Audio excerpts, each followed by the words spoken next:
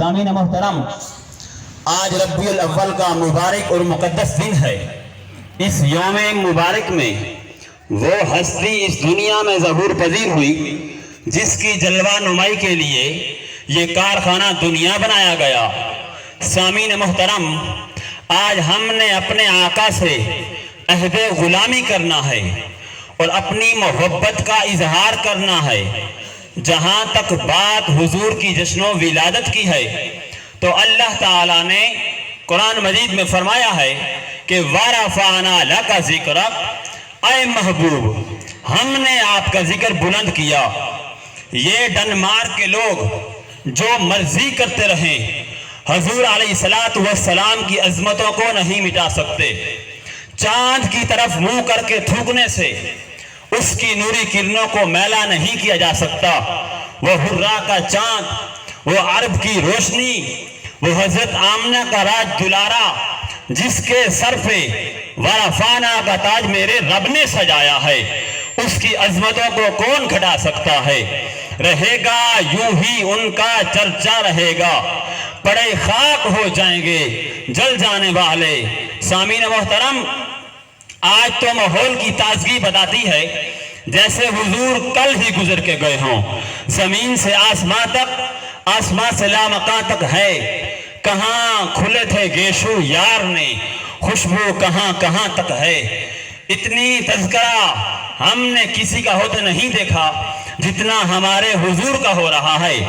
آج گھر گھر چراغاں حضور کے نام کا ہے، گلی گلی حضور کی محبتوں کے ترانے پڑے جا رہے ہیں، عقیدتوں اور محبتوں کے جذبات موجود ہیں۔ شاعر نے کیا خوب کہا، عرش پہ تازہ چھیڑ چھاڑ، فرش پہ تحفہ دھوم دھام، کام جدھر لگائیے تیری ہی داستان ہے۔ سامعین محترم، جب ہمارے آقا کی آمد کے وہ لمحات قریب آئے تو اس یوم مبارک میں وہ ہستی اس دنیا میں ظہور پذیر ہوئی اور صبح صادق کی ضیاء بار سہانی گھڑی تھی، رات کی بھی آنکھ سیاہی چھٹ رہی تھی اور دن کا اجالا پھیلنے لگا تھا جب مکہ کے سردار حضرت عبد المطلب کی جوان سال بیوہ بہو کی حسرت و یاس کی تاریکیوں میں ڈوبے ہوئے سادہ سے مکان میں ازلی سعادتوں اور ابدی مسرتوں کا نور چمکا۔ ایسا طلود مولود مسعود ہوا جس کے من موہنے مکھڑے نے صرف اپنی غم زدہ ماں کو ہی سچی خوشیوں سے مسرور نہیں کیا، بلکہ ہر درد کے مارے کے لبوں پر مسکراہٹیں کھلنے لگی۔ اس نورانی پیکر کے جلوہ فرمانے سے صرف حضرت عبداللہ کا قلبہ احزاں جگمگانے نہیں لگا، بلکہ جہاں کہیں بھی مایوسیوں اور حرمہ نصیبیوں نے اپنے پنجے گاڑ رکھے تھے وہاں امید کی کرنیں روشنی پھیلانے لگی اور ٹوٹے دلوں کو بہلانے لگی۔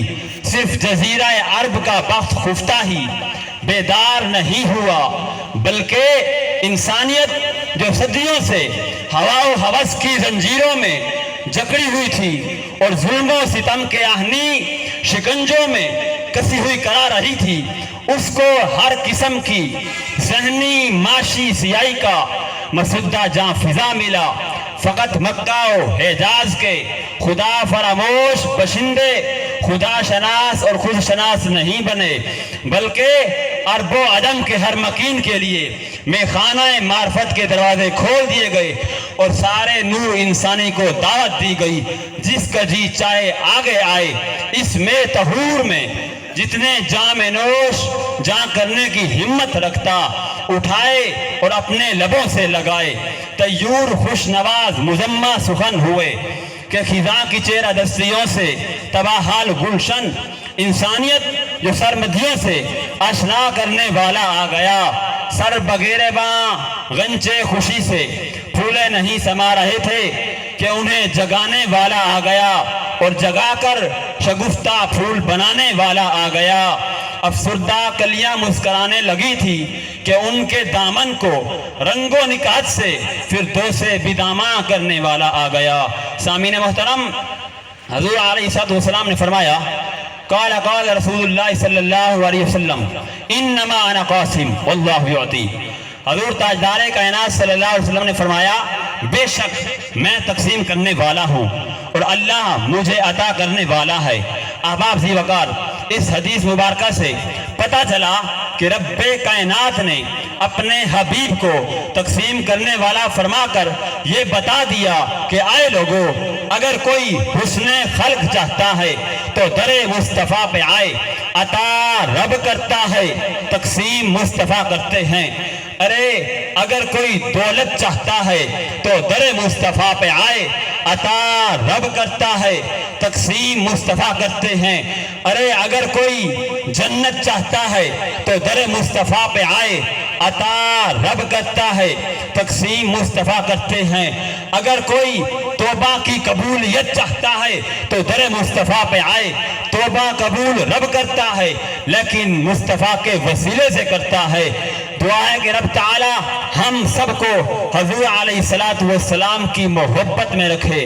بخشش کہاں اے صاحب قرآن، تیرے بغیر ملتی نہیں ہے دولت ایمان، تیرے بغیر گو لاکھ کوششیں کریں ہم اپنے واسطے، ہوں گی مگر نہ مشکلیں آسان تیرے بغیر، وما علینا الا البلاغ۔